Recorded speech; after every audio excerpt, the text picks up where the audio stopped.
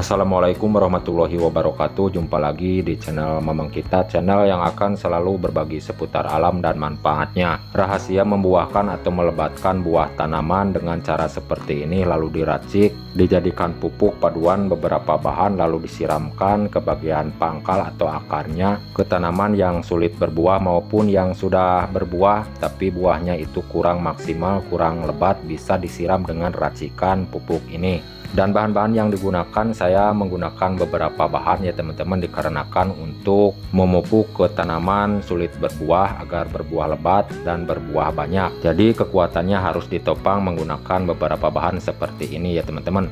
Ada minuman serbuk extra jos yang digunakan yang sudah tidak layak konsumsi, kadaluarsa, daripada dibuang mending dijadikan pupuk ya teman-teman untuk memperkuat bahan utamanya nanti. Lalu MSG yang sering disebut micin ya teman-teman, dan air kelapa.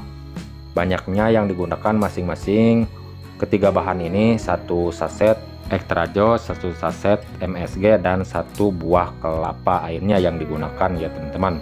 Lalu kedua saset ini dilarutkan terlebih dahulu dengan air kelapa sebelum melarutkan menggunakan bahan yang lainnya. Racikan pupuk yang saya akan buat sekarang ini berskala kecil berukuran 5 liter air ya teman-teman.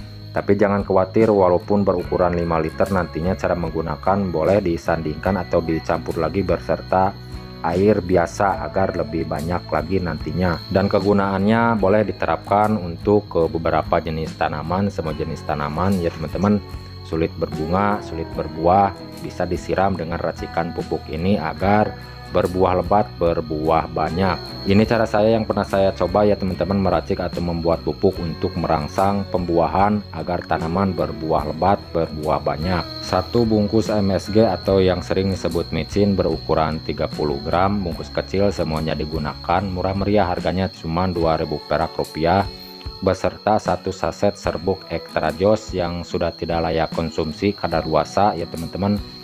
Dan air kelapa dilarutkan terlebih dahulu seperti ini sebelum melarutkan dengan bahan yang utamanya nanti. Oke, kalau sudah selesai kita aduk terlebih dahulu seperti ini. Usahakan bahan-bahan yang sudah dimasukkan dengan air kelapa harus benar-benar tercampur menjadi satu terlebih dahulu ya teman-teman. Bagi teman-teman yang mempunyai tanaman apa saja yang mengalami kendala sulit berbunga, sulit berbuah, tanaman yang tadinya sudah berbuah buahnya itu kurang maksimal, kurang lebat, bisa disiram dengan racikan pupuk ini. Jika mau mengikuti dengan cara saya yang pernah saya coba meracik membuat pupuk ya teman-teman, lalu diterapkan, disiramkan ke beberapa, langsung berbunga dan berbuah lebat setelah disiram dengan racikan pupuk ini. Untuk selanjutnya ya teman-teman, di sini saya akan memanfaatkan menyampurkan air cucian beras berukuran 5 liter seperti ini. Lalu racikan yang sudah diracik dengan tahap yang pertama tadi yang sudah tercampur merata dengan air kelapa ya teman-teman, langsung saja dijadikan satu berserta air cucian beras ini. Oke, seperti ini ya teman-teman. Dan sebelum saya melanjutkan ke langkah-langkah berikut, bagi teman-teman jika ada saran atau masukan dari isi video kali ini, silakan tulis di kolom komentar untuk sering-sering meracik pupuk, membuat pupuk dan pertanian. Silakan tulis di kolom komentar untuk sharing-sharing sekitar alam dan manfaatnya. Aduk terlebih dahulu seperti ini agar lebih bagus, lebih maksimal lagi nanti hasilnya. Oke teman-teman, kita langsung saja ke langkah selanjutnya. Di sini saya akan menambahkan M4 pertanian. Ini adalah bakteri fermentasi bahan organik tanah untuk menyuburkan dan menyehatkan tanaman ya teman-teman, berbentuk cairan dalamnya itu. Dan kita wajib jika mau menggunakan dari M4 ini untuk membangunkan bakteri dari dormannya menggunakan molase, tetes tebu, atau gula pasir, gula aren ya teman-teman. Nah, berhubung menggunakan air kelapa campurannya tidak perlu menambahkan bahan-bahan seperti itu ya teman-teman, dikarenakan sudah mengandung gula. Kita takar terlebih dahulu menggunakan tutupnya seperti ini. Jangan banyak-banyak, cukup menggunakan 2 tutup botolnya saja seperti ini ya teman-teman. Dikarenakan cara pembuatannya berskala kecil berukuran 5 liter, jadi cukup menggunakan 2 tutup botolnya saja seperti ini. Aroma bau dari cairan ini khas bau tape, aroma tape ya teman-teman. Nah, bagi teman-teman jika kesulitan mendapatkan M4 mau meracik pupuk yang dibuat sekarang ini, boleh menggunakan penggantinya dengan cara yang lain seperti MOL ya, mikroorganisme lokal dari nasi basi, lalu menggunakan Yakult. Dan untuk cara mendapatkan produk M4 di toko pertanian atau di online juga banyak, murah meriah ya teman-teman harganya. Oke teman-teman, untuk langkah yang terakhir bahan utamanya saya akan menambahkan pupuk Mutiara NPK 1616 ya teman-teman, yang sering digunakan jutaan petani dari butiran biru ini, pupuk NPK 1616 khusus untuk pembuahan yang digunakannya.